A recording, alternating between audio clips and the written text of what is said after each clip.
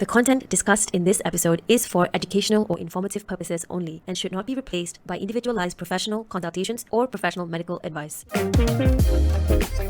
Welcome to the Founder Series of Dotiv the podcast. This year I'm signing up for a triathlon happening in summer, and to prepare myself, in this Founder Series I'm going to be having one-on-one conversations with experts in the field, and hopefully it will keep myself accountable and nurture my community on a day-to-day. So without further ado, hope you enjoy this episode. So Happy New Year to everyone. Today we have Dalal, a licensed and qualified dietitian and nutritionist, and also a personal trainer. She specializes in sport nutrition and is based in Belgium. Welcome, Dalal. Thank you for your invitation in your podcast series.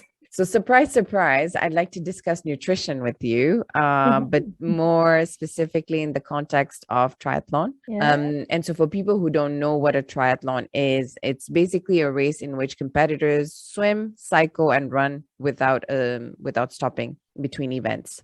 In those specific sports, which is swimming, cycling, and running, what, as a personal trainer, with that point of view, what do you see in the physical effort? How would you categorize the physical effort here? Before, a triathlon is a multi-sport event made it up of 3 different disciplines, swimming, climbing, and running, which is for a lot of energy is required to hold on over different distances. Okay, so when we are doing a high activity, we use our muscles. Yeah, our muscles are divided into major category of fibers. The first category are the slow twist fiber, which are called the ST. And the second category are the fast twitch fiber. It's called FT.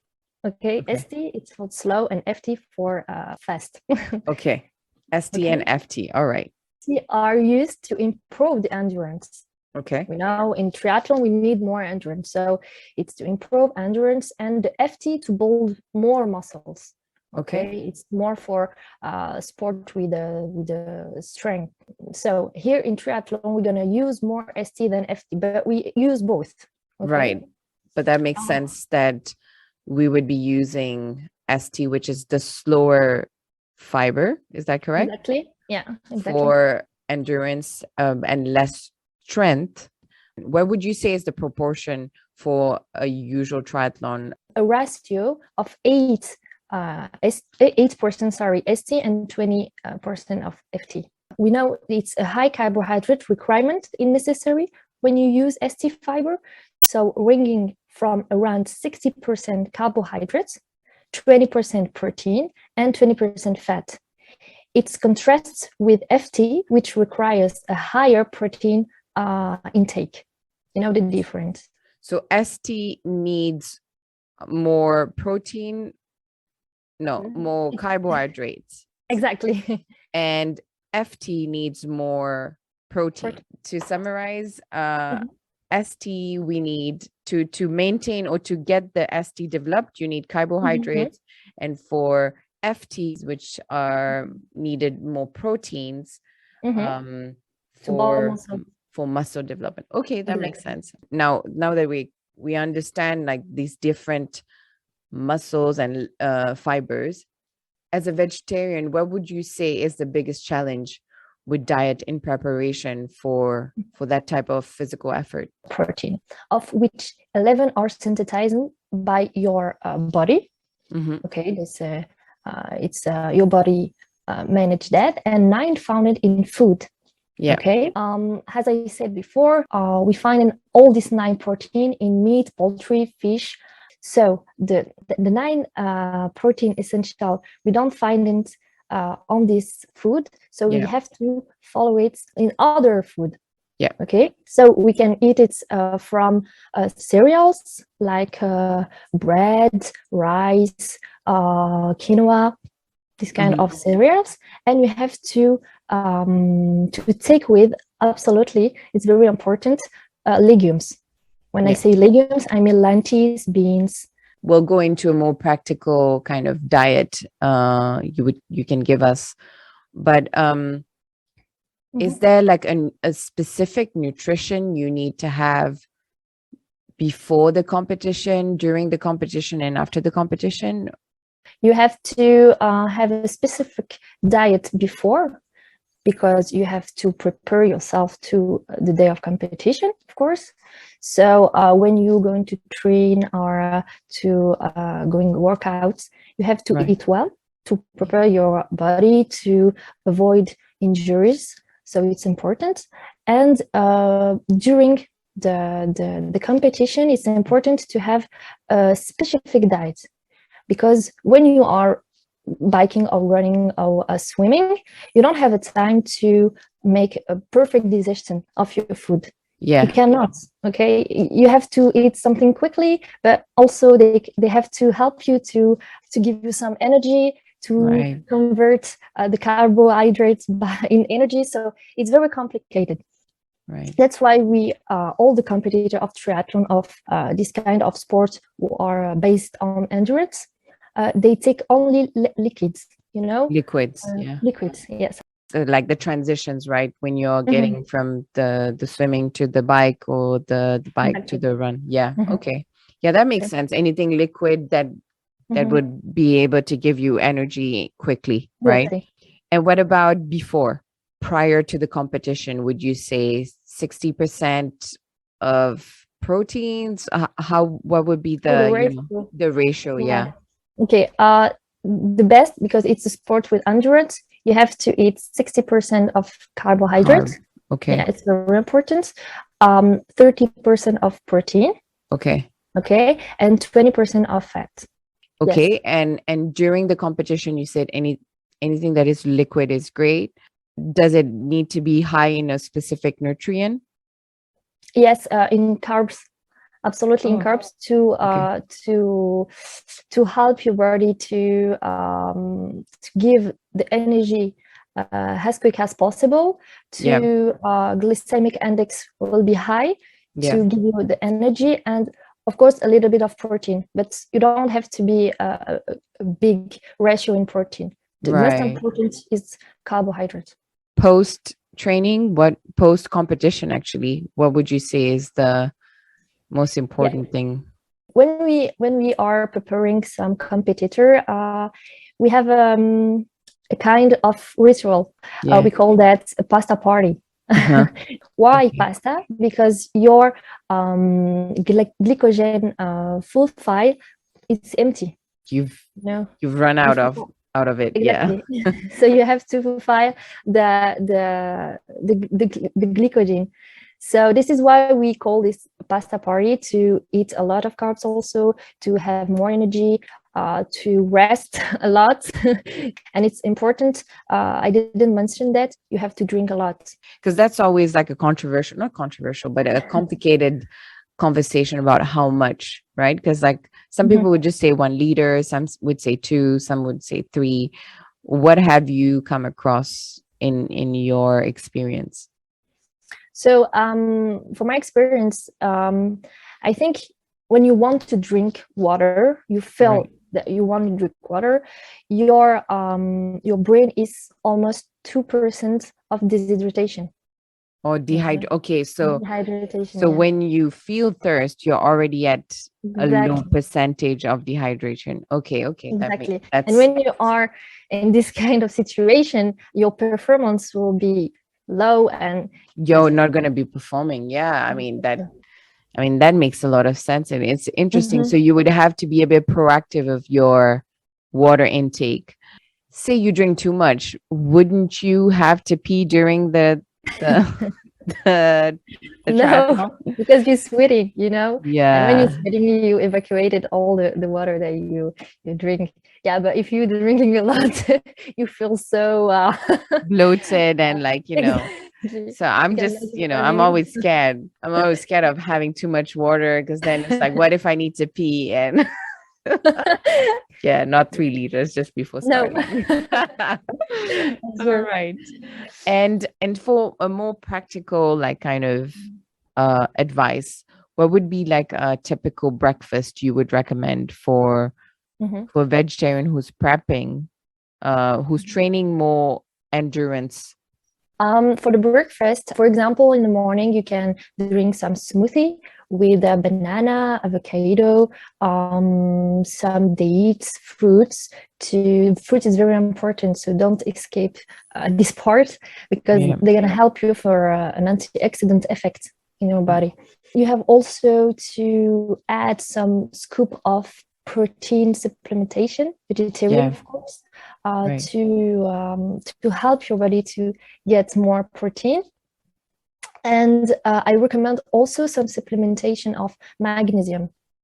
It's important to avoid all the cramps. And so with regards to supplements, as a vegetarian, so you mentioned proteins. You didn't mention magnesium for hydration and making sure to reduce cramps. Anything else you would recommend to as a supplement? Yes, sure. Like B12, it's only found in meats, and also iron. Iron is complicated because we have two kinds of iron. We have iron from the animals. We have iron from the vegetables food, and it's complicated. It's not assimilated in the same way. I guess it's just knowing what are the spots where you kind of need additional help, and supplements are great for that. Okay, so we were talking about an ideal breakfast, and what about lunch? A body, as I said before, needs 20 kind of essential protein, and in that meal you can find 9 essential protein that your body needs. I mean, if you want to eat, for example, lentils, you have to add it with them some rice. It's important to add together rice and lentils. And lentils contain a lot of iron, so it's good to help your body to absorb the iron. You have to add some vitamin C with it. Okay, and vitamin C, we can find it in lemon, orange, fresh paprika, parsley. So you can make your own juice. Okay. And dinner, would you recommend something lighter, for example? You have to be always careful about the protein. So here for dinner also, you can eat, for example, hummus, if you like hummus, with whole wheat bread. Delicious. So you can add with your hummus some slice of bread, but whole wheat bread, of course, to help your body to get some fiber, minerals, and of course some vegetables. So we went over the different diets and the different type of dishes that along a day. What I like to kind of shift on is addressing kind of the issues or the challenges with regards to diversity in sports, especially in triathlon, is something that I've noticed that there's not much female of color, and even less, if you were to say, wearing a hijab. One of the intentions that I have as we have these conversations with specialists is for them to kind of share their perspective and their experience with regards to their experience being part of a minority group with being exposed to these type of sports. I'm sure you must have had a bit of an experience. So tell us. Of course. I'm from a very athletic family. I had a lot of chance to explore many sports since I was, I think, 6. So I practiced basketball, dance, jiu-jitsu, Brazilian, swimming, gymnastics. But I was not so easy to handle, to be honest, hijab and sport, because many clubs are not open-minded, and neither are they tolerant. So sometimes I was so disappointed, and having to quiet a sport that I love because of that. And that it's very pity for me. So do you feel that you had to, because of the hijab or the acceptance or the view of the hijab has been a reason for you to kind of take a step back on actually doing sports? Yeah, clearly, because when you are in an environment who people don't like you and judge you because you're wearing a hijab, when I practice sport with this kind of club, I feel judged because I'm wearing hijab. of course. And people sometimes don't want to talk to you because they have some, as I said, stereotype. Okay, you're Muslim, so I'm afraid of you. I don't want to approach you. So it's not easy, to be honest. But fortunately, I have a lot of chance. Not all the clubs are like that. I've been of some clubs which were very open-minded, and they accept me, and I felt so comfortable there. Even though the fact that you're wearing a hijab did make you kind of take a step back on doing sport, you then decided to find a club that would accept you, and you didn't stop and No. you know, said, okay, so I can't do sports anymore. Because I think that that's what we need to do, is push ourselves and say, okay, well, if there's not, then I'll create a club, or if there's not, then I'll make it. I'll stand out, and I'll stand up for people who look, sound like me, and that will kind of help create the change and acceptance from people. It's not because you are wearing hijab or because you are black or you are from a different ethnic, you can't do something that you love. And this is why I'm trying to help these people. And I also practice, it's not by discriminate men, but I have only women. I train only women to feel them free about that. If you want to practice some box, if you want to practice basketball, jiu-jitsu, I'm here for that. So if you want to do it, so just tell me and we're gonna do it together. This is what I'm trying to do. Power to you. No, that's great, really. I think that the more we set the example as well, to a certain extent, and show to people that it's, you know, it's not a big deal. And sometimes it's also about, so there's the people who are receiving you with your differences, but then there's also part of the community that sometimes feel that, oh, they don't belong there because, you know, it's not something that, you know, someone with a hijab or someone who is brown should be doing. And I think that shift is something that we need to start creating, and by showing up, by setting examples, and by sharing experience, and by saying it's not a big deal. Exactly. But I'm so happy and proud of this new generation. They're fighting for their right, with this motivation for me, because I didn't had this example when I was younger. Quite a positive note of just setting yourself an example, and don't be defeated by whatever society thinks you're supposed to be doing. But before we end this episode, we usually end with a rapid fire question. And so my first question to you is, what is the first sign that kind of indicates you that you're out of balance? When you're feeling tired and motivation is low. Okay. What is your method of coping when you're out of balance? You should to let it go. Letting it go, yes. And last one, what is one book that has impacted your approach to wellness or well-being? One book, it's very famous. It's called The Secret Letters of the Monk Who Sold the Ferrari. Robin Sharma. I love it. That's a good reference for people. It's quite motivational. All right, well, Dalal, thank you so much for spending the time with me to give me advice basically on how to eat better to prepare myself for this triathlon. And take care. Thank you too. Bye-bye. If you enjoyed this episode, go ahead and select that follow or subscribe button. For now, stay safe, and we'll see you next week.